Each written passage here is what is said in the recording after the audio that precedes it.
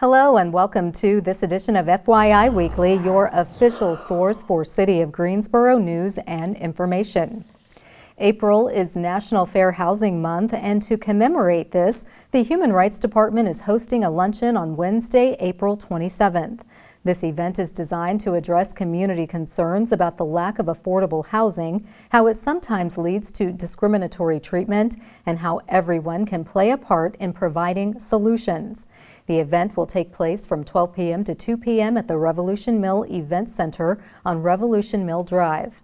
The event is free, but registration is required to attend. The luncheon will include a panel discussion featuring Human Rights Fair Housing Officer Alan Hunt, Planning Department Director Sue Schwartz, and Neighborhood Development Director Michelle Kennedy. Following the panel discussion, attendees will participate in guided conversations at their tables about a range of topics including housing people with disabilities, income discrimination, and second chance housing, just to name a few. Youth with the Poetry Project will also perform original pieces related to fair housing. For more information or to register for the luncheon, please email the Human Rights Department. Participatory Budgeting Greensboro has extended its idea collection phase through Wednesday, April 20th. The city will provide $100,000 for PB projects or programs recommended by residents in each of the 5 city council districts. Ideas for a program or project can be submitted by completing the idea form on the city's website. The form is available in English and Spanish. The funds must be spent for improvements on city property or facilities, or for programs that can be executed by city staff. PB projects must be one-time expenses that benefit the public at large. Approximately 200 ideas have been submitted, but at least 300 ideas are ideal to give residents good choices on the ballots this fall. If there's an arts or history program you would like to see happen, or if you'd like to see something new at your favorite library or recreation center, there's still time to submit your idea. PB Greensboro is also recruiting volunteers to serve on the committees to vet the ideas and prepare them for the ballot. For more information about volunteering, call Leela Lewis at 336-373-2406 or visit the city's website. Creative Greensboro is accepting proposals from artists, leaders, and organizations based in Greensboro and who are interested in working with the 2022 Neighborhood Arts Residency Program. 2 artists or nonprofit arts organizations will be selected, one to partner with the Random Woods neighborhood and one to partner with the Mill District. Each will be contracted for a 6-month arts residency beginning in June to include community engagement, programming, and a visual arts installation in the neighborhood. Greensboro's Chief Creative Economy Officer, Ryan Deal, said, "We are excited to continue investing in historic areas. Each neighborhood in Greensboro deserves the opportunity to reflect their unique identity through the arts." Each selected partner will receive $22,500 to support residency activities, along with use of city facilities. Proposals are due by 5 p.m. on Monday, May 2nd. The selected neighborhoods were identified for reinvestment in the Housing GSO plan. This is the second year of the program. In the first year, residency partners worked in Dudley Heights, Glenwood, and Kings Forest. For more information about the Neighborhood Arts Residency Program, contact Karen Archia, the Community Partnerships Coordinator, at 336-433-7362. The city developed a partnership with Cone Health to share a series of brief and informative videos designed to inspire you to make better choices when it comes to healthy living.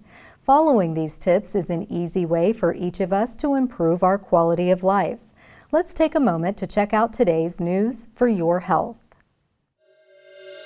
Who has time for healthy eating when you're on the run? Do you think that soda machines and candy and vending machines are your only option?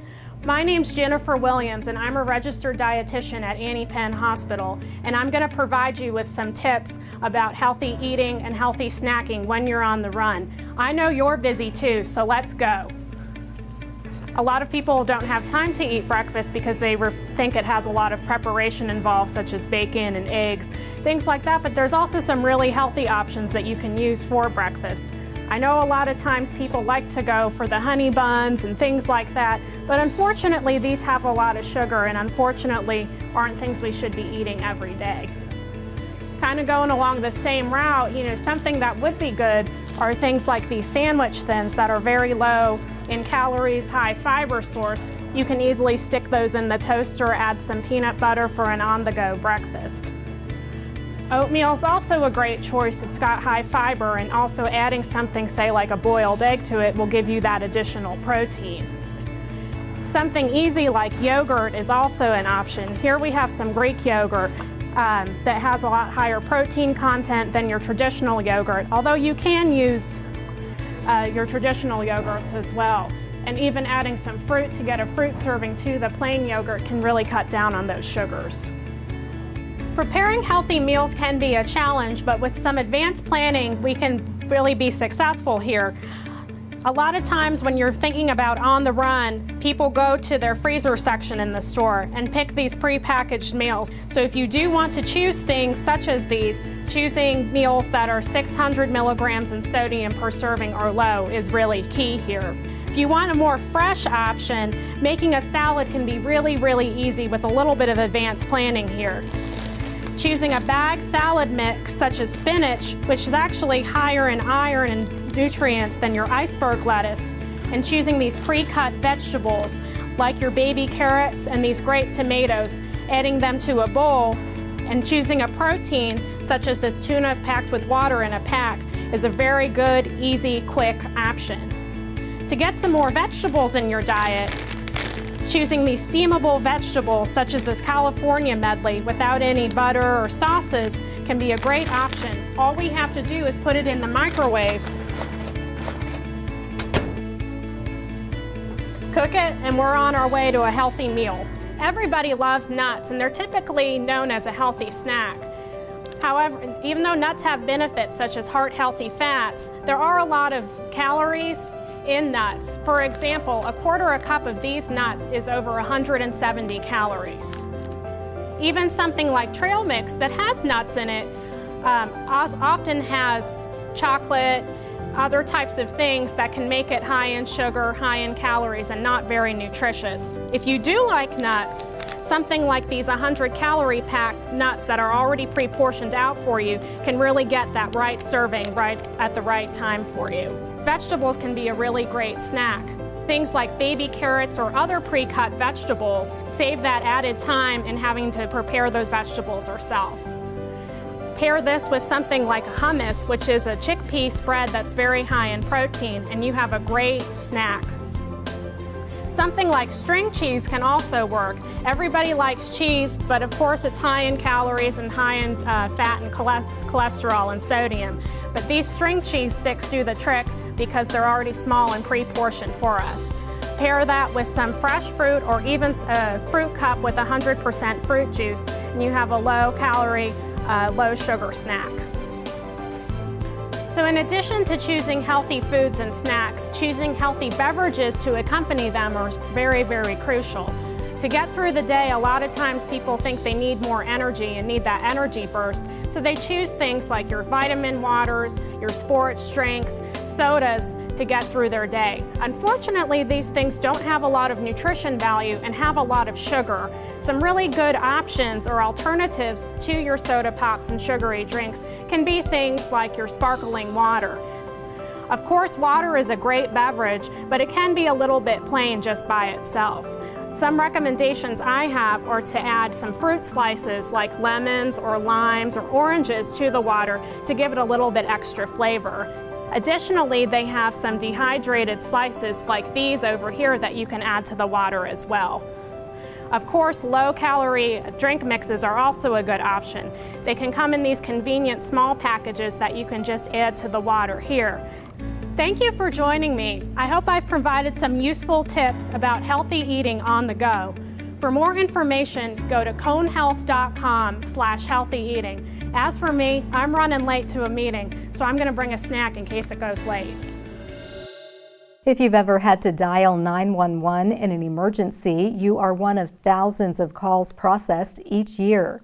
This week, we spotlight the people who answer your calls for help.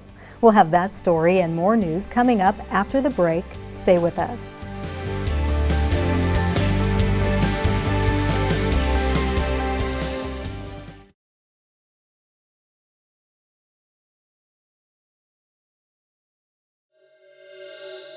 Welcome back to FYI Weekly. Guilford Metro 911 is celebrating National Public Safety Telecommunications Week today through Saturday. This annual event honors the employees who answer emergency calls, dispatch emergency professionals and equipment during times of crisis to provide life-saving assistance when people call 911. The week's activities include an awards ceremony at the Guilford Metro 911 Justice Complex to honor the Telecommunicator of the Year, Support Person of the Year, and Rookie of the Year. Employees are nominated by their peers, and all nominations are sent to a group of 911 professionals from other parts of North Carolina to select the winners. Guilford Metro 911 Director Melanie Neal said this year we are honoring the 33 lives saved by telecommunicators who provided callers with CPR instructions. The Consolidated 911 Public Safety Answering Point serves Greensboro and Guilford County with approximately 130 employees who work a 12-hour shift. In 2021, the center handled more than 700,000 telephone transactions, more than 400,000 dispatches, and nearly 3 million radio transmissions. The International Advisory Committee will host its regular monthly meeting at 5 p.m. on Thursday, April 21st. Participants and the public can join the meeting via Zoom or by phone. This month's meeting will feature guest speakers Brittany Welch, the Refugee Outreach Coordinator at Senior Resources of Guilford, and Jose Oliva, Deputy Chief of Staff for Guilford County Schools. They will discuss services for immigrant and refugee seniors and how Guilford County schools can be supported through bonds. The IAC is an advisory committee under the Human Rights Commission. It's comprised of members whose national origin is outside the U.S. and who represent Greensboro's diverse international community. The IAC's mission is to ensure the voice of the international community is heard, share its successes, and present its concerns to the Human Rights Commission and Greensboro City Council. The Human Rights Commission is inviting the community to discuss My Gender, My Thoughts, transgender rights, and the law. The Let's Talk Law series will take place from 6 p.m. to 7:30 p.m. on Thursday, April 14th. The series is free, but registration is required. After registering, participants will be able to join the meeting via Zoom or participate on the phone. Featured speakers include Sarah Saint, an attorney with Brooks Pierce, and Flex Jonas, the chair of the Greensboro Transgender Task Force. Discussion topics include Greensboro's ordinances, local laws, and policies on employment, health, housing, name changes, and other topics that impact the experiences of transgender people. This is Session 5 of the 6-part series focused on access to legal aid on topics such as immigration, expungement, probation, and parole. Clean water, free of contaminants, is a luxury many communities do not get to experience. Coming up after the break, find out how Greensboro maintains the water quality in the city's distribution system. Stay with us.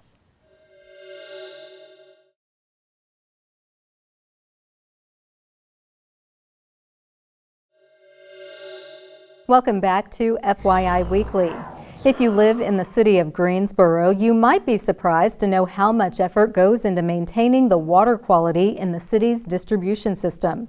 Joining me now to explain the process involved with safeguarding our drinking water is Lane Roberts. She is the Public Education Coordinator with the Greensboro Water Resources Department. Hello, Lane. Welcome back. Hey, thanks. Always good to see you.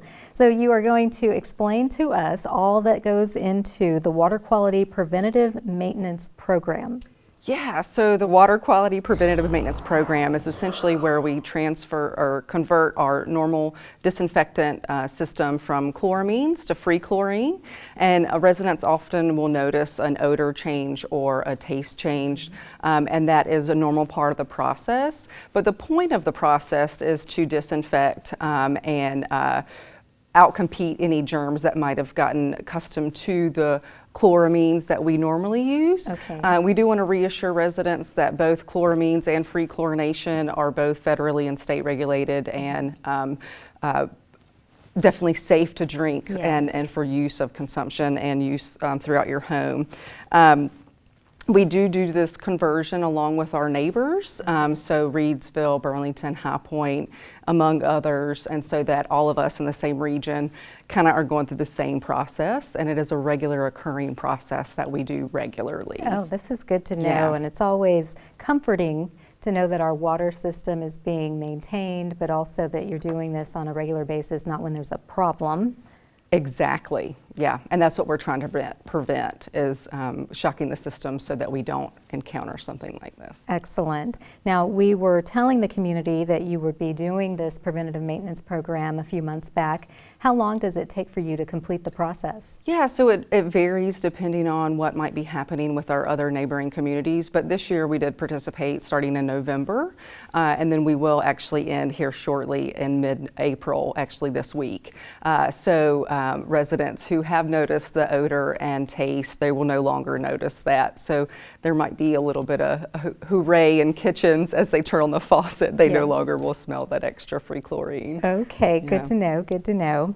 Now, switching gears a little bit, summer season is coming soon, which means there will be several holidays that people will be gathering and doing things outdoors. What does Water Resources want us not to do? Yes. So typically around holiday seasons, we do notice an increase of sanitary sewer overflows. And so those of you who may not know what those are, that's essentially raw sewage releasing into our streets and streams via our utility maintenance holes that are in the ground.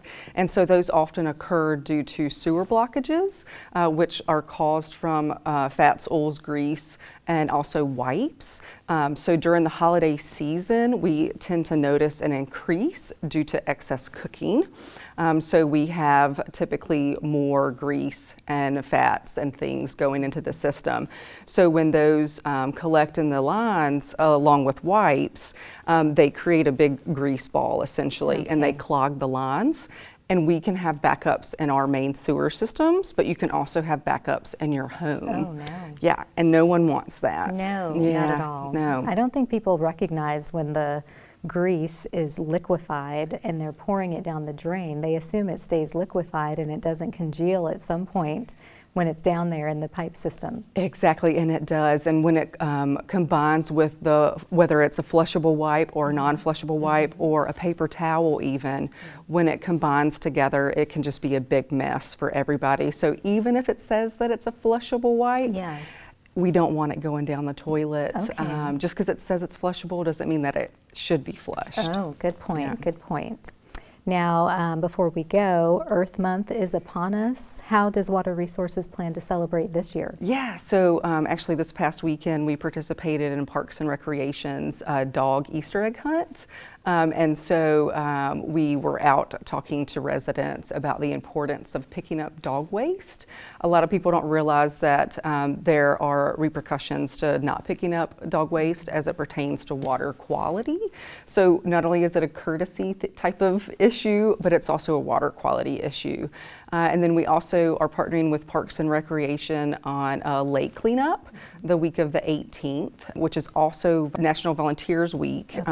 And so we are partnering also with Parks and Rec again for cleanup in the park and in the stream of Green Tree Park. So that's something really exciting. Obviously, we like to partner where we can. Yes, I was going to say Yeah. Parks and Recreation is a natural partner Yeah, because yeah. they're outdoors, the water's outdoors, so you two coming together, it's a perfect match. Yeah, and we do have one more thing I want to mention too is the Downtown Greenway is actually a partner of our Adopt a Stream program, and they actually have 2 sections of adoptions. And so the week of the 11th and the week of the 25th, they'll be doing a cleanup that's for the community, so all are welcome. And one thing that we've added to our community cleanups is we're actually going to be categorizing the litter that we collect and submitting that to the Ocean Conservancy's annual litter report. So what we do here in Greensboro locally will be submitted and broadcasted and put into a worldwide litter report. So that's pretty Wonderful. great what we do Yes. here. Yeah. And we do collect quite a bit of litter in Greensboro. We do. Keep the green clean. Well, Lane, thank you as always for explaining what you do in water resources and how your work is so important to maintaining our water supply, our distribution, the cleanliness, the safeness of our water. So we are so very appreciative. Do come back again. Looking forward to it each time you come by. Yeah. Thank you. Thank you.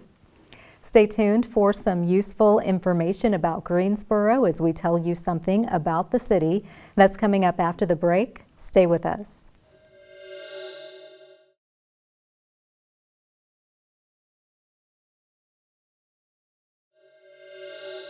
Welcome back to FYI Weekly. One way to stay informed about decisions that impact you and our city is by attending or tuning in to City Council meetings at 5:30 p.m. on the first and third Tuesday of the month. The fourth Tuesday is reserved for a meeting as needed. The City Council has resumed meeting in the Katie Dorsett Council Chamber on Level 2 of the Melvin Municipal Office Building, located at 300 West Washington Street. The public is allowed in person, but only in a limited capacity. Those who choose not to be in the building can participate virtually. The Greensboro City Council meetings are broadcast right here on GTN. The meetings are also streamed live on the city's website and on Roku. To review the council meeting schedule and agendas, please visit the city's website. Here's an opportunity to learn a little something about the city. The Wylands National Mayor's Challenge for Water Conservation is in full effect. This national community service campaign challenges residents to pledge to use water more efficiently, reduce pollution, save energy, and explore ways to improve the overall health of our community. Greensboro Mayor Nancy Vaughn said water is one of our most precious resources. We all must work together to do our part to conserve water and use it wisely. That's why I'm once again taking this pledge and asking Greensboro residents to join me. Let's show other cities how the Gate City takes pride in our environment. To join the campaign and take the pledge, simply visit mywaterpledge.com. In return, you could win $3,000 to pay your utility bills, product rebates, and water-saving devices for your home. You have until April 30th to nominate a Greensboro charity to receive a new Toyota Highlander hybrid. On March 1st, the Greensboro City Council declared April as Wylands National Mayor's Challenge for Water Conservation Month in an effort to jumpstart local participation. Coming up after the break, we'll showcase our department spotlight, but first, let's meet our neighbors who boomeranged back to Greensboro.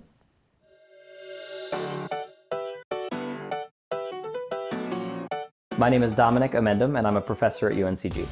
We moved to Greensboro because it was just the right time for our family to leave New York City, and it felt like the city was starting to beat us down, and we wanted to go somewhere where the quality of life could be better for our family. We love to take our kids to all the playgrounds and parks around Greensboro. We go to LeBauer Park downtown. We have a small playground right here in Sunset Hills, so we're constantly out and about and enjoying the good weather that North Carolina has to offer. One thing that makes Sunset Hills so amazing and exciting is our holiday tradition of lighted Christmas balls. Every old oak tree in our neighborhood is filled with these lighted Christmas ornaments, and this tradition is used as a fundraiser for local food banks. I'm Swati Argade, and I'm a fashion designer and educator. We love Sunset Hills so much. It's a great community, a lot of like-minded people. Every day we're out walking around with our family and our dog, meeting our neighbors and enjoying the historic neighborhood that it is. One of the best things about being in Greensboro versus being in Brooklyn is that our 10-year-old daughter can just jump on her bike and spend hours outside, something that we weren't able to experience when we lived in the city. There are definitely some restaurants that we love to eat at. Bandito Bodega is one of our favorites. We're going to Undercurrents on Friday. But my favorite place to eat in town is at my mom's house. Sunset Hills is the best neighborhood we could have moved to. The community here is amazing. We know all of our neighbors. It's just the most incredible community vibe that I could have ever imagined.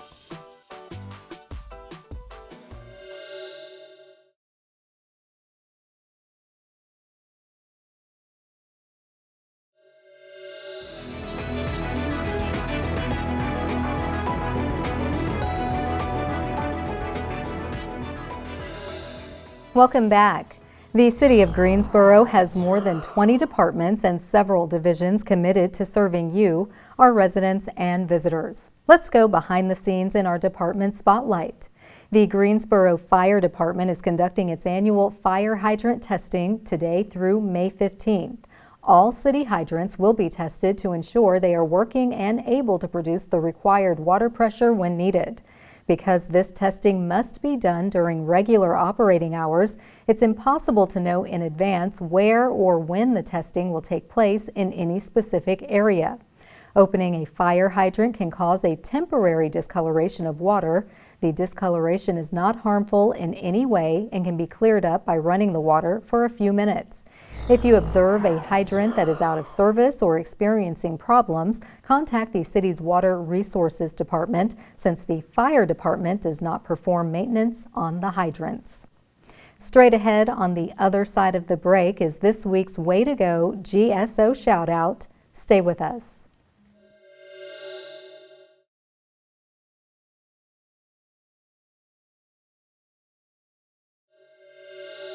As we draw to a close, we always want to end on a positive note with our Way to Go GSO shout out. This week's shout out goes to Greensboro Public Library. Staff partnered with the Communication Services for the Deaf and Hard of Hearing to offer an introduction to American Sign Language. Participants gathered at Central Library and also had an option to join on Zoom. The class included a discussion on the deaf community and their culture, plus participants learned how to sign basic words and phrases in American Sign Language. Way to go, Greensboro Public Library. That concludes this edition of FYI Weekly, but you can easily stay connected to the latest city news by linking to us on Facebook, Twitter, YouTube, and Instagram. Alexa users can subscribe to our 5-minute flash briefings, which airs on 90.1 FM and 100.7 FM. Be sure to download our weekly podcast, Talk City Greensboro, and now GTN is streaming on Roku. For all of us here at the City of Greensboro, thanks for watching, and we'll see you next time.